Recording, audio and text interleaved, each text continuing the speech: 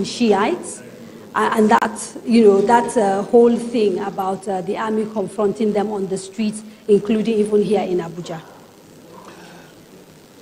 Well, let me say on the issue of Boko Haram, I think I can only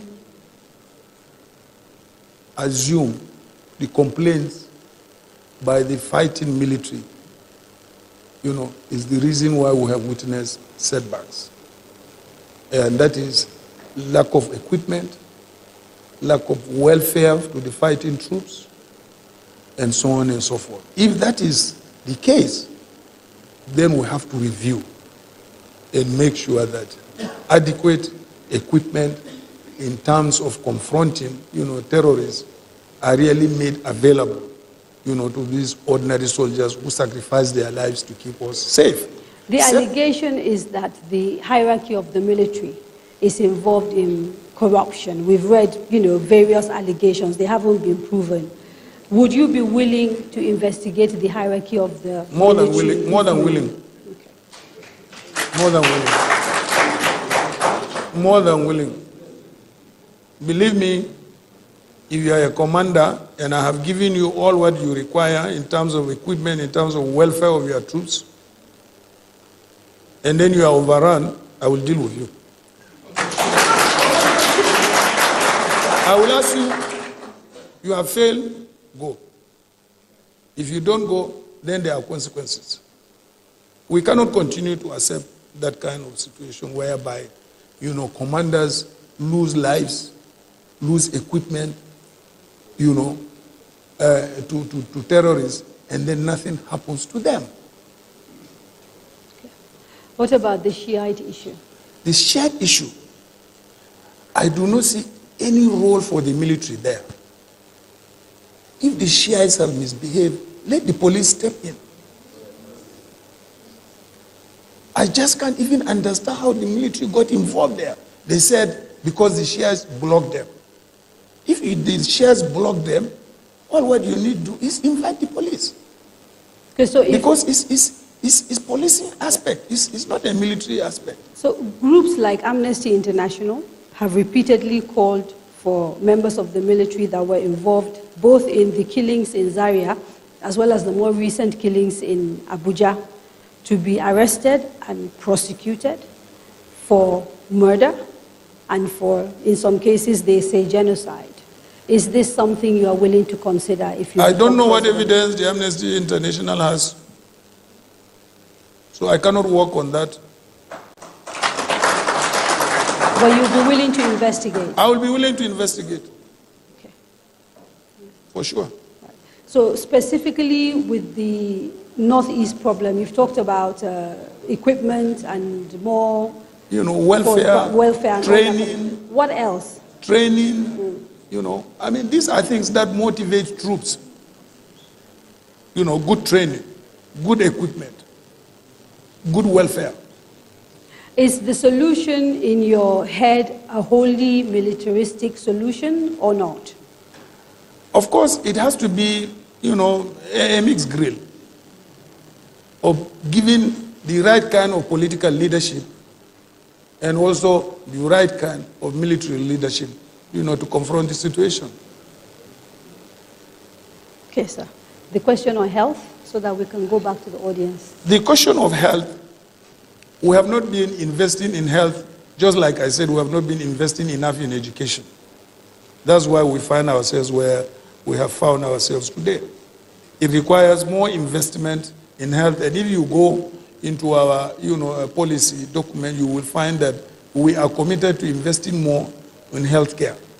And again, this is an area where I am also involved, because currently I have, an agreement with the Saudi German hospital to set up a hospital here in Abuja. In fact, we have set up, the consultancy, the clinical aspect of it. In the next 1 year or two, we'll set up 100 beds hospital.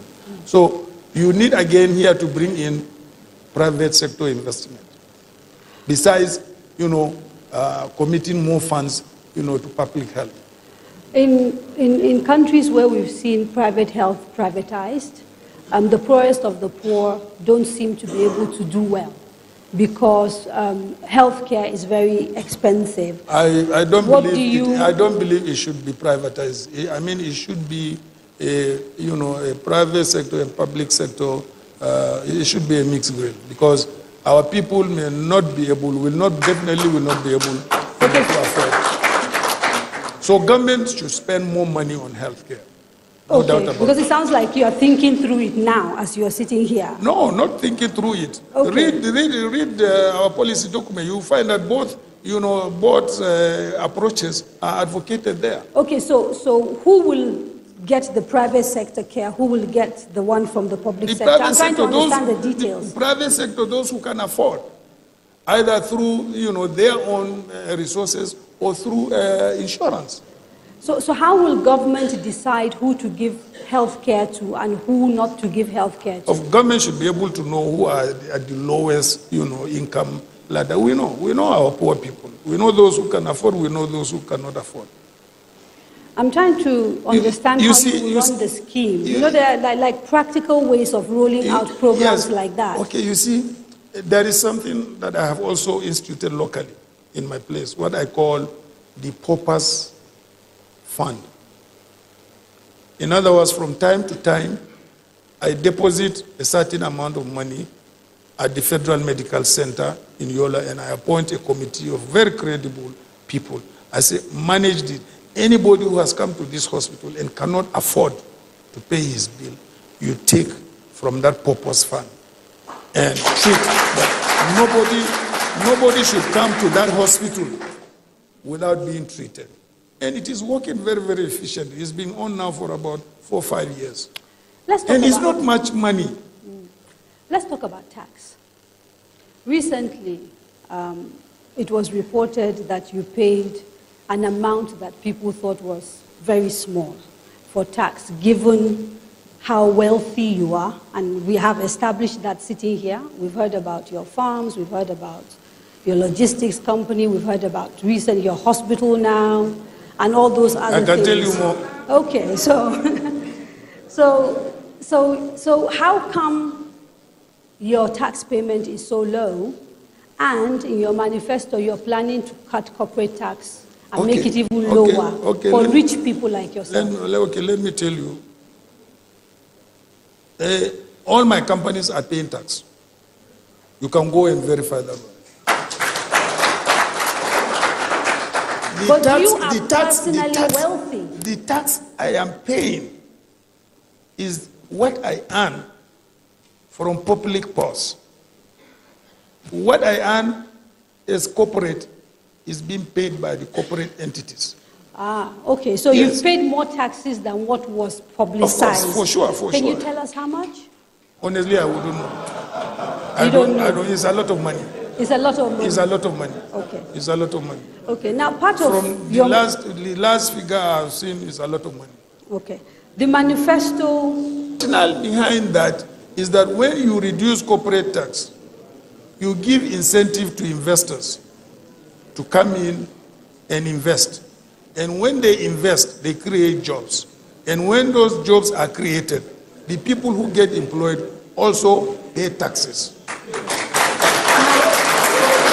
So, in all cases where you effect or implement, lower corporate taxation, you have seen the GDP going up and up and up and up. And yet, when I spoke to a few CEOs before coming to do this program, I'm not a business person, but I spoke to a few people, and what they said is that lower corporate tax in itself is not enough, that actually businesses are more concerned about policy, infrastructure, and the right environment, and that they might actually even be willing to pay higher taxes in return for these other conditions, and so that in itself isn't enough. They are right. You also have to look at it holistically. In other words, the policy. You will find where we also talk of infrastructure, where we talk about power, where we talk about skill. All these things tend to definitely direct investors. Ease of doing business and so on and so forth tend to really direct investors where to invest. And by the time you take a holistic view of all these issues, for sure, you will see investments coming in. It's time for another quick break.